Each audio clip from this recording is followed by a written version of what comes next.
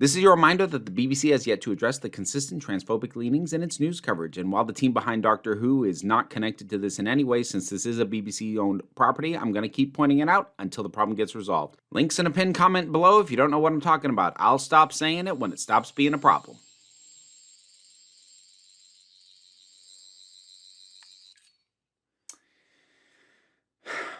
The dynamic between the companion and the Doctor is usually the heart of the show, and it's the thing that we keep coming back to for stability throughout all these wacky adventures. So you can imagine what happens when it isn't really working.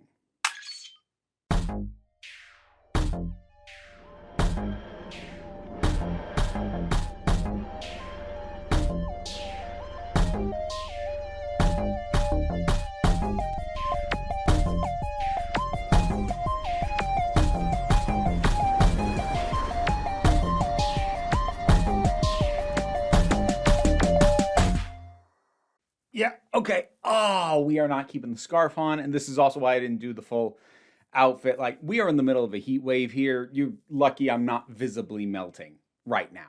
But yeah, let's talk about Belinda. Now, if I did not lose my nerve, the asshole clickbait title of this video is The Worst Doctor Who Companion.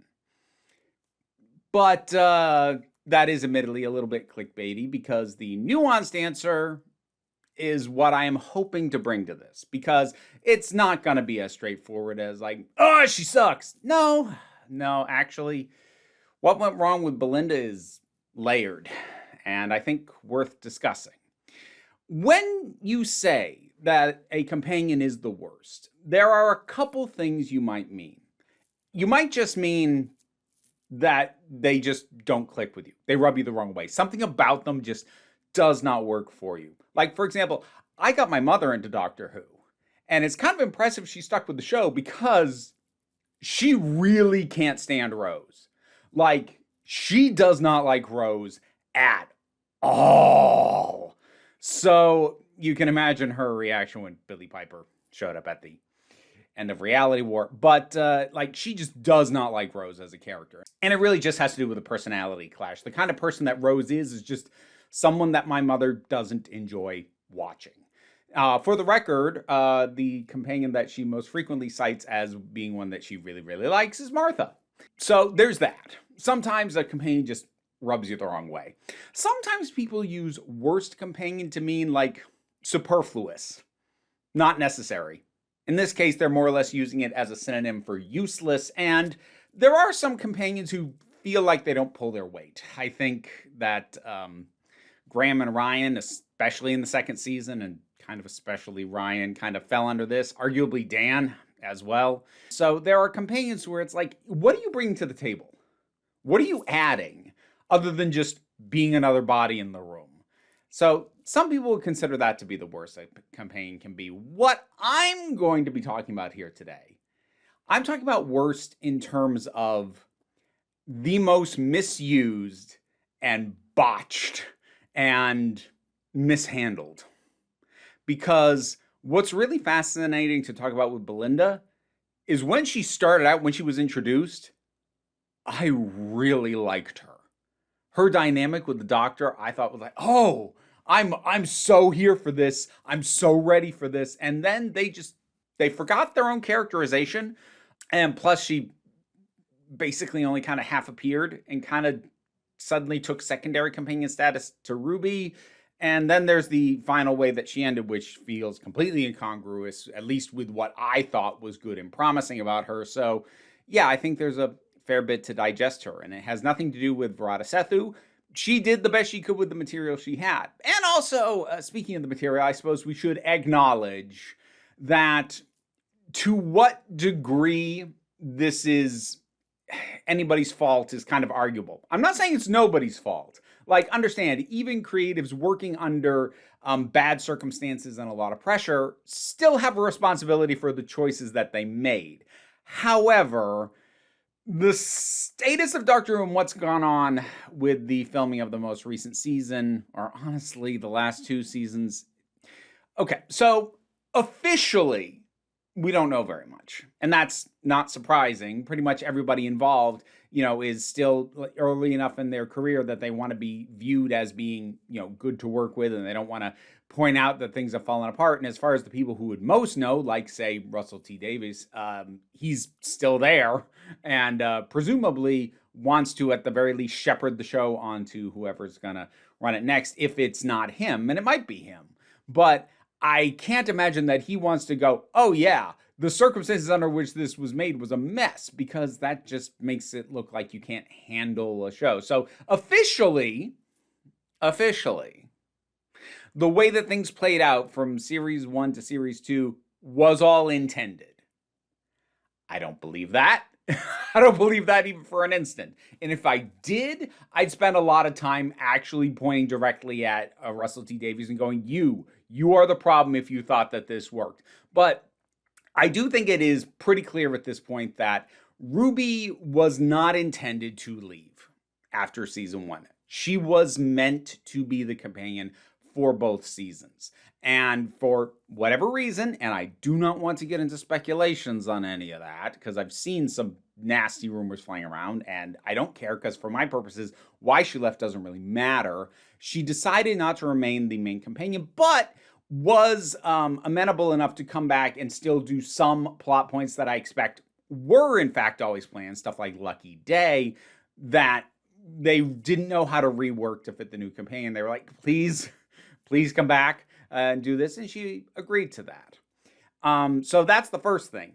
I don't think Belinda was supposed to be here at all, if we go back and look at whatever the plan for the 2 seasons was. And I do think there probably was a plan over the course of those 2 seasons. Enough things either carry across both seasons, or they, it references enough things. It's usually the case of when Doctor Who gets to a finale, it's only referencing stuff earlier from the same season. Like, by the time they got to the end, they were pulling stuff from the first season, and it makes more sense if you think, okay, they had kind of planned out 2 seasons as an overall thing, but the first monkey wrench in the works was Millie Gibson didn't stick around. Okay, so now we've got to bring in somebody else, and then that gets complicated by the fact that there's only 8 episodes. So it is difficult to build a strong Doctor-companion relationship in only one series. It's not impossible. It's been done with Martha. It's been done with Donna, before she came back. It's been done with Bill, one of my favorite companions, honestly.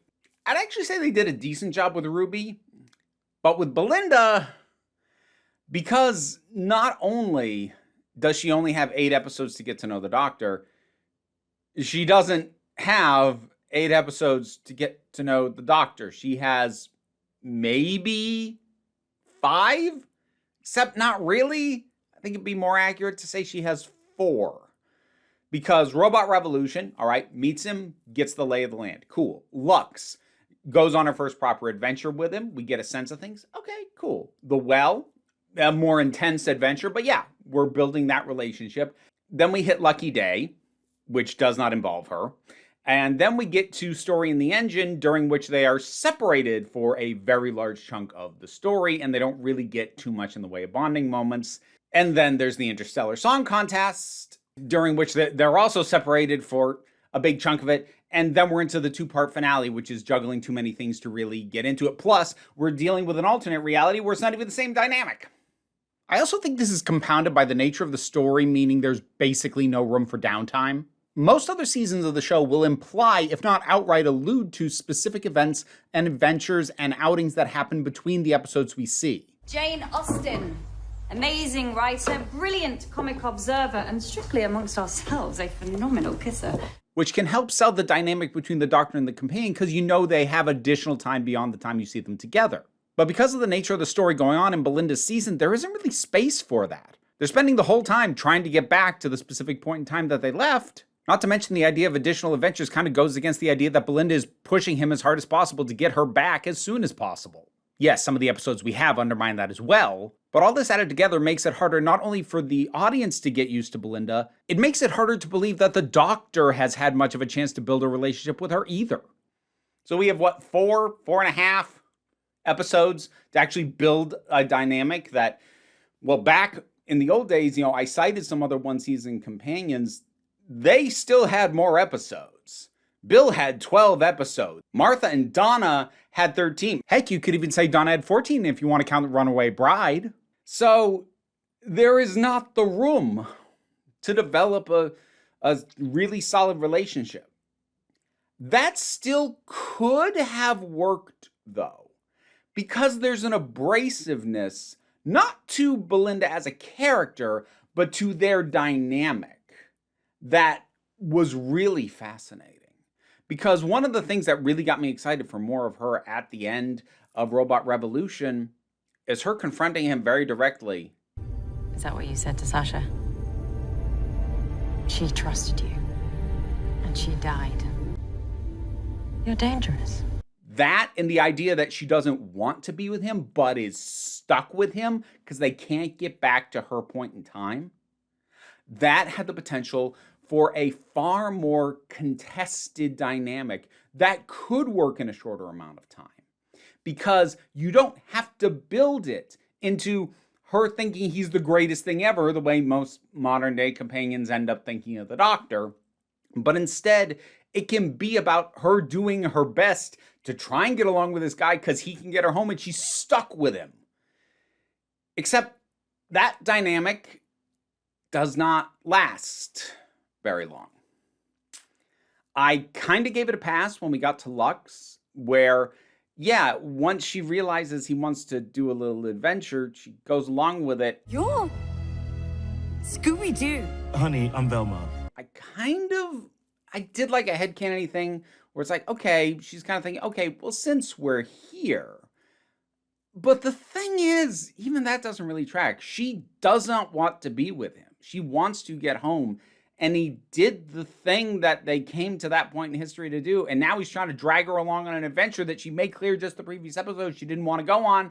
I am not one of your adventures. And that's not to say that she can't go on the adventure. Like, having a character just go, no, I won't participate, that just stops the story dead. So I'm not saying that's what she should have done. But the fact that she is behaving much more like a normal companion by episode 2, and then come episode 3, again, yeah, highly stressful situation, but this is not a contested dynamic anymore. I really had hopes for Belinda. I had a lot of hopes for her to put forward her own agency. Agency that, like, the circumstances she couldn't do anything about. She can't get home, she's stuck with this guy. But other than that, like, she really felt like a character who was going to put her foot down and be like, no, you don't just get to treat me like you apparently treat everybody and just yank me around on adventures. You need to treat me more as a proper person and not just the latest cog to slot into this aspect of your life. And it felt like she was going to do that. And then she doesn't. And the thing is, like, getting towards where she is near the end and getting into, let's say, Interstellar Song Contest, where she clearly has a much higher opinion of the Doctor because the Doctor threatening to kill somebody makes her go, That's not him. I remember one of my first reactions on seeing that going, okay, I don't disagree with you, but I don't feel like you would have that opinion. Like, you've been through some stuff with him. Why have you come to trust him? Why have you come to think better with him? And, like, that could work as an arc where she initially starts thinking, okay, you're dangerous and I can't trust you, but I'm stuck with you, to opening up and getting comfortable with him, to then having a harsh reminder in the Interstellar Song Contest. Oh, right, there was a reason I said you were dangerous and I kind of let myself forget. Except they don't do that either. She walks in on him torturing somebody, and then a scene later is telling him how wonderful he is. I don't think I've ever told you. You're wonderful. That, if nothing else, should bring back every hostile feeling she felt towards him at the beginning of their journey together. But it doesn't. And I'm not even going to say you couldn't get there, but not in the amount of time you have. You couldn't do that even with the proper 8 episodes. I don't think you'd be able to squeeze that in. And she doesn't have a proper 8 episodes to get in and really dig into this dynamic. And then There's what happens at the very end. There's Poppy, and there's the rewriting of her reality. Now, this whole thing is a bit on the confused side in terms of exactly what it is that's going on. However, I am fairly confident in saying that what is intended to be the case is that Poppy, as much as the doctor insisted that she was real, wasn't really. She was a creation of Wishworld, more or less. And when they make their efforts to keep her around and then she fades, for him to bring her back, he has to shift all of reality. He has to rewrite reality in order to bring her back. Now, I do want to be clear. The doctor willingly sacrificing himself, causing a regeneration in order to preserve one life, that's a solid thing, and I'm here for it. I liked it when he did it for Wilf, and in theory, I should like it here, but there were a number of things that didn't sit right with me.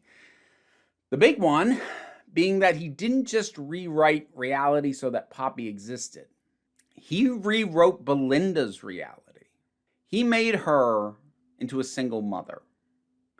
Now, I'm sure that Belinda, if asked, by the time the show ends, would answer, oh, of course I'm happy, this is what I want. But she is deprived of any agency in deciding to have that.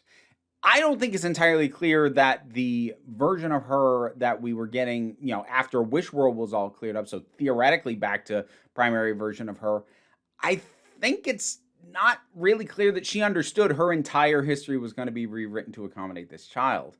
And even if she was, the idea that she would give up whatever her life was before to have this child, okay. In a bit of an, I'm sure unintentionally, gross move, it kind of validates Conrad's viewpoint. His whole thing of women should be home, they should be mothers, they should have kids. Now, in this new reality the doctor has created, does she fit that exactly? No, she's a single mother and she works. But it does still push her closer to the reality that Conrad forced her into, and the narrative as a whole seems to be saying, yeah, she's happy in this. And whether intended to or not, that does validate at least some of Conrad's thinking, which you shouldn't be doing. And again, I have no doubt this was unintentional. I'm pretty sure most of what I'm talking about was unintentional. And if they had the time to pause and actually properly rework this, I'm sure it could have been better. Because the plan was always to shoot seasons 1 or 2 more or less back to back. But then one of their stars decides to drop out and they probably can't move the shooting dates for when to start. So they have a limited amount of time in which to plug somebody else in and hope that it all works. What was trying to happen during the shooting and everything else going on with season 2 is that Russell T Davies was trying to simultaneously steer a boat and plug the holes in it as it was sinking. You could really kind of only do one of two of those things well at all. You could either plug the holes so that it makes a lot more sense and it's a lot more coherent, but then the entire overall thing probably goes off the rails. Or you can try and keep steering it to your original destination and you've got all these holes to deal with. But it seemed like he kind of tried to do both and ended up nowhere in a ship that still sank. But regardless of the messaging that comes with it, intended or not, and again, I have no doubt it's unintended, we have no indication from Belinda prior to her entire reality getting rewritten that she even wants to be a mother. There has been a thing overall for a lot of these companions where there's something missing from their lives.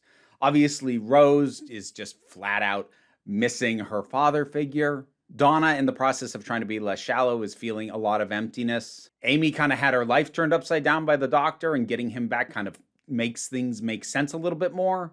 Bill's got a missing parent thing. Graham and Ryan just lost Grace. Ruby doesn't know her biological parents. Like, it's not universal 100% across the board with all of them, but a lot of them have that sense of something is missing. That being with the doctor is either a substitute for, or it's a salve on it, or it's an attempt to actually directly address that, like with something like Father's Day with Rose. But with Belinda, part of what was interesting about her was, again, she didn't want this. She didn't have a hole in her life that she needed filled with adventures with the doctor. And so when he shows up and brings her along for that anyway, when she appeared to have a life that was her own, that she made, that she had the agency in building, to then have her end in a situation where she has been given no agency and now she's a mother. And again, I'm not trying to downgrade the importance or validity of parenthood. I'm a parent. I'm not saying that there's something wrong with being a mother or even her becoming a mother or even the idea that she could come to a point where she decides that she wants that, but the show didn't do the work. You could have had stuff with her, talking about, I have this job and it's meaningful to me, but it really does feel like it keeps me from other stuff that maybe I could have in my life. And like, would that be a little trite? Yeah. It would, but at least it wouldn't mean that her entire characterization gets forgotten by the time you get to the frickin' ending. Because Belinda from Robot Revolution would look at what the doctor does to her, rewriting her reality to become a mother, and she would kick his ass. But we don't see that. We don't get that.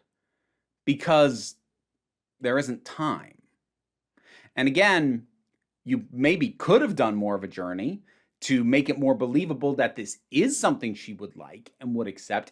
But we haven't seen that. We haven't seen that much of her at all, much less enough of her with the doctor to get to the point where she would trust him to do something like this. She just hasn't been there. And it's not even like you can't have off-screen adjustments to a character. That happened with Donna. She is a fairly different character by the time she shows up in Partners in Crime than she was in The Runaway Bride. I mean, there's still a lot of that same abrasiveness that she always had, but in terms of her overall sense of things, and she seems to have calmed down, and there's more of a longing for something actually meaningful and a bit less of a focus on the superficial. And you can buy that shift because we spent a good chunk of the front end of Partners in Crime establishing where she's at now and kind of giving us a sense of the journey she's been on off camera.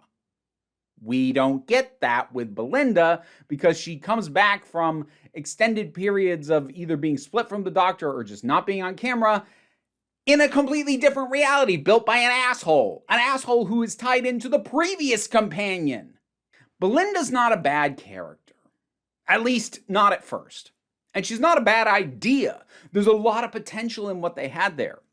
But between the circumstances of having Ruby come back and eat up so much of the time, and then having the entire tail end in the two-part finale largely take place in an alternate universe where she doesn't even get to be herself. We get so little of her, and they absolutely do not justify the shift from her distrusting the doctor to her thinking that he was wonderful. And of all things, they strip her of her agency to give her an ending that we are meant to feel good about. And again, I don't want Poppy to not exist, but that's a messed up thing. And kind of like some of the other messed up things that the doctor did, especially this season, it'll never get addressed. Because he's gone now. He's gone. Belinda's gone. Whatever potential there was, and I do think there was ample potential, it's just left to waste. Because look, there are companions that, like I said, there's no accounting for taste. Somebody just rubs you the wrong way, fine. There are companions who, whatever use they had was spent. Like, I actually don't mind Ryan and Graham. I kind of like them in Series 11. Series 12, there was way less reason for them to be there because they kind of had an arc with their relationship that was resolved in Series 11. So when we got to Series 12, it was kind of like, why are you still here? And Dan, like, sweet guy. I like the performer. I like what he brought in terms of chemistry. But as a character, what are you doing here, dude? What? But even those frustrate me less because, okay, they're superfluous, and the most harmful thing they do is like maybe take focus away from giving us more development on the Doctor and Yaz. And I don't even mean necessarily as a ship, just as an overall dynamic and as a Doctor companion relationship. But even that doesn't bother me as much as this, because this showed me something good. This showed me a glint of a companion that I was like, ooh, because I love Doctor Who, and I love the Doctor as a character, but the Doctor does get overpraised by the show directly from other characters, and also in terms of the meta-narrative, in terms of how important and amazing and incredible the Doctor is. The Doctor screws up. The Doctor does messed up stuff. And the Doctor should have somebody holding him accountable to that. Ideally, the companion. It's part of why one of my favorite moments between Bill and the 12th Doctor, who is my favorite Doctor, is this moment where she challenges him on whether or not he's ever killed anybody. There are situations when the options available are limited. No, I asked. Sometimes the choices available. That's not what I asked! She's not just gonna let him off the hook or go, oh, poor baby, I'm so sorry you had to do that. She makes him be honest with her. Yes. And Bill didn't stay in that mode, and they did enough to evolve the dynamic between the two of them that evolution absolutely worked for me. But that glimpse there, that's what I wanted from Belinda. Somebody who was going to push back, because the Doctor needs more pushback than he gets. The amount of times he is just portrayed as the most amazing, incredible thing that has ever been in the entire universe, and everybody freaking loves the Doctor. No! The Doctor's just a person doing their best. And sometimes they screw up. But when they do stuff that is messed up, or they make a mistake, and you just have the companions go, oh, it's okay, you're wonderful. What are we even doing here? What are we even doing with a character who is capable of mistakes if the show's not going to do anything with that other than just, oh, that was the thing that happened. Yeah, and? If you're not going to confront that, just go 100% episodic and just have completely frivolous, campy adventures episode to episode. That'd be fine. Well, I don't know if that'd be fine, but if you're not going to dig into things that have consequences to the choices that he makes and aren't going to have characters who feel like they should be holding him responsible, then just don't do that stuff. Just don't do that stuff. Just have wacky adventures, different one each week, and leave it at that. Because that would fit what you're doing way more. And again, I acknowledge this was deeply impacted by the circumstances under which it was filmed, and unexpected changes, Gatwa leaving almost definitely resulted in these massive reshoots on the back end that I'm not saying Belinda would have had a better ending necessarily, but she probably wouldn't have had this if the details about what has been leaked and rumored to have been the original ending are in fact accurate. And even if they're not, you can still tell so much was reshot at the last minute that it just makes everything in regards to her character just worse. Because it doesn't fit. It doesn't map what we started with at all. And while I can make a certain amount of allowance in terms of headcanoning, what her thought process is and how she became a little bit different from how she started, the amount of headcanon I would have to do to try and make this track for her character is not something you should be asking an audience to do. At that point, I'm trying to fix your mistakes. And again, circumstances may have caused this problem, or at the very least made it way, way worse. But at the end of the day, you still made a finished product, and this is it, and I'm gonna judge it. And in my judgment, Belinda's the worst handled companion by a lot, at least in the modern era. In the classic era, about the worst you got were some very short-lived companions. It was like, oh, right, I don't really remember you. But in the modern era, certainly, what a waste. What a waste of a good actress. What a waste of a really strong opening for a character. Again, not saying Robot Revolution is an amazing story, but for an intro, for a companion, and for what it could have meant for the dynamic, it's real good. And none of it pays off. And it is such a waste. that I am going to consider, at least for the time being, her to be the worst main companion. Not because the character's bad, but because the way the story and the season uses, or more appropriately misuses her, is real bad.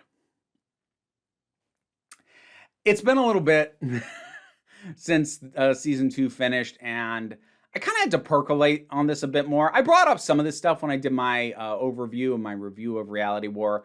But then my friend Stu Bagfold put out a video with his thoughts, and he talked a little bit more about Belinda in specific, and I realized, you know what? I have way more thoughts about this specific problem than I got into, and I kind of need to dig into it so that I can purge my brain of it, at least for now. Eventually, I'll do a fresh ranking of the companions. Actually, when was the last time I did that? I know I did a re-rank of the Doctors after Whittaker wrapped up. Did I do a re-rank of the companions around then?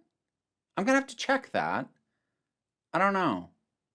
Yeah, I got to check. I can't remember off the top of my head. Regardless, what are your thoughts on this? Whatever they are, drop something down in the comments. Let's talk about it. Patreon pays the bills, enables me to do this as my living, even if you can't help me out that way. Like, share, subscribe. Those all help me out. But don't worry too much about it. What I really want you to remember is that you are beautiful. You are valid, and you are loved. You are the council. I'm just running the meetings, and until next time, this council is adjourned.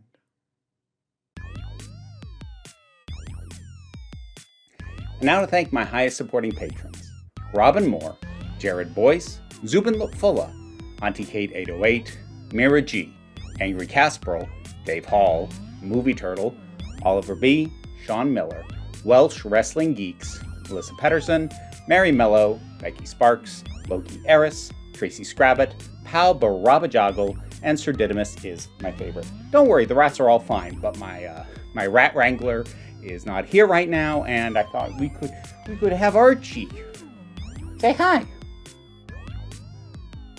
Or not.